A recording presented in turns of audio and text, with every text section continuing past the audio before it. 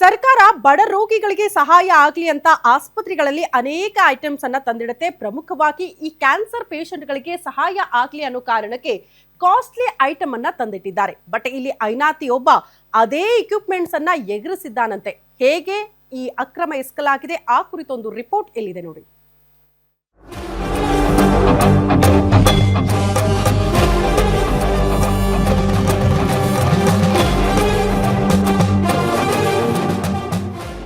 ಹೌದು, ಕಲಬುರಗಿಯ ಕಿದ್ವಾಯಿ ಆಸ್ಪತ್ರೆಯ ಮುಖ್ಯಸ್ಥರ ವಿರುದ್ಧವೇ ಗಂಭೀರ ಆರೋಪ ಕೇಳಿಬಂದಿದೆ. ಯಾಕಂದ್ರೆ ಆಸ್ಪತ್ರೆಯಲ್ಲಿ ಲಕ್ಷಾಂತರ ಮೌಲ್ಯದ ಏರ್ ಕಂಡೀಷನ್ಗಳನ್ನು ತಮ್ಮ ಸ್ವಂತ ಮನೆಗೆ ಸಾಗಿಸಿದ್ದಾರೆ ಎನ್ನುವ ಆರೋಪ ಕೇಳಿಬಂದಿದೆ. ಕಳೆದ ತಿಂಗಳು ಆಸ್ಪತ್ರೆಯಲ್ಲಿನ 24 AC ಯೂನಿಟ್ಗಳನ್ನು ಬೇರೆಡೆಗೆ ಸಾಗಿಸಲಾಗುತ್ತಿತ್ತಂತೆ. ಈ ಬಗ್ಗೆ ಅಲ್ಲಿನ ಸಿಬ್ಬಂದಿಗೆ ಗೊತ್ತಾದರೂ ಬೇರೆಯದ್ದೇ ಕತೆ ಹೇಳಿದ್ದರಂತೆ. ಯಾವಾಗ ಈ ವಿಚಾರ ದಿನೇ ದಿನೇ ಹೊರಗಡೆ ಲೀಕ್ ಆಯಿತೋ ಆವಾಗ ಬೆಂಗಳೂರಿನ ಮುಖ್ಯ ಕಚೇರಿಯವರೆಗೂ ವಿಷಯ ತಲುಪಿತ್ತಂತೆ. ಡಿಸೆಂಬರ್ 12ರಂದು ಕಲಬುರಗಿಯ ಬ್ರಹ್ಮಪುರ ಠಾಣೆಯಲ್ಲಿ ಕಳ್ಳತನದ ದೂರು ದಾಖಲಾಗಿದೆ. AC ಬದಲಾಯಿಸ್ತಾ ಇದ್ದಾರೆ, ರಜಾ ಇತ್ತು, 4th ಸ್ಯಾಟರ್ಡೆ ಇತ್ತು, ಅಂದ್ರೂ ನಾವು ಡ್ಯೂಟಿಗೆ ಬಂದಿದ್ವಿ. ಬಂದಾಗ ಅದು AC ಬದಲಾಯಿಸಬೇಕಾದ್ರೆ ನಾನು ಹೋಗಿ ಅವ್ರ ಜೊತೆ ನೋಡ್ಲಿಕ್ಕೆ ಹೋದಾಗ ಕೆಲವು ACದು ಬಿಡಿ ಭಾಗಗಳನ್ನು ಕಾಣಿಯಾಗಿತ್ತು. ಅದಕ್ಕೆ ನಾವು ಒಂದು FIR ಅನ್ನು ದರ್ಜೆ ಮಾಡಿದ್ದೀವಿ. ಒಂದು ಲೆಟರ್ ಬಂದಿತ್ತು. ಆ ಲೆಟರಲ್ಲಿ ACಗಳು ಇಲ್ಲಿಂದ ಪ್ರಭಾರ ಅಧಿಕಾರಿಯಾದ ಡಾಕ್ಟರ್ ಗುರುರಾಜ್ ದೇಶಪಾಂಡೆ ಅವರು ತಮ್ಮ ಮನೇಲಿ ಹಾಕೊಂಡಿದ್ದಾರೆ ಅಂತ ಒಂದು ಬಂದಿತ್ತು. ನಾನೇ ಈ ಹಾಸ್ಪಿಟಲ್ ಪ್ರಭಾರ ಅಧಿಕಾರಿ.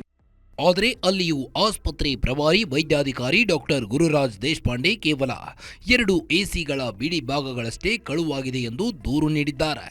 ಅದೇ ವಿಷಯ ಸದ್ಯ ಬಿಜೆಪಿ ನಾಯಕರ ಕೆಂಗಣ್ಣಿಗೆ ಗುರಿಯಾಗಿದೆ. ಯಾಕಂದ್ರೆ ಯಾವಾಗ AC ಕಳ್ಳತನದ ಬಗ್ಗೆ ಒತ್ತಡ ಹೆಚ್ಚಾಯಿತು ಆವಾಗಲೇ ಆಸ್ಪತ್ರೆಯಿಂದ ತೆಗೆದುಕೊಂಡು ಹೋಗಿದ್ದ ACಗಳನ್ನ ವಾಪಸ್ ತಂದಿಟ್ಟಿದ್ದಾರಂತೆ.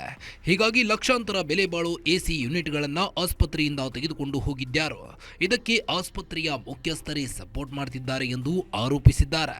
ಅಲ್ಲದೆ ಈ ಬಗ್ಗೆ ಸೂಕ್ತ ತನಿಖೆಗೆ ಬಿಜೆಪಿ ಆಗ್ರಹಿಸಿದೆ.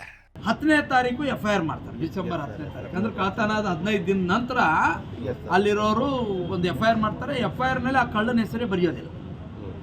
ಕಳ್ಳನ ಪೊಲೀಸರಿಗೆ ಗೊತ್ತಿದೆ ಕಳ್ಳ ಯಾರು ಅಂತ, ಅಡ್ಮಿನಿಸ್ಟ್ರೇಟರ್ ಗೊತ್ತಿದೆ ಕಳ್ಳ ಯಾರು ಅಂತ. ಒಟ್ಟಾರೆ ಕಲಬುರಗಿ ಕಿದ್ವಾಯಿ ಆಸ್ಪತ್ರೆಯ ಮುಖ್ಯಸ್ಥರ ವಿರುದ್ಧವೇ ಬಿಜೆಪಿ ತನಿಖೆಗೆ ಆಗ್ರಹಿಸಿದೆ. ಕೇಸ್ ದಾಖಲಿಸಿಕೊಂಡಿರೋ ಪೊಲೀಸರು ತನಿಖೆ ಶುರು ಮಾಡಿದ್ದಾರೆ. ಪೊಲೀಸರ ತನಿಖೆಯ ನಂತರವಷ್ಟೇ ಪ್ರಕರಣ ಅಸಲಿ ಕಹಾನಿ ರಿವೀಲ್ ಆಗಲಿದೆ.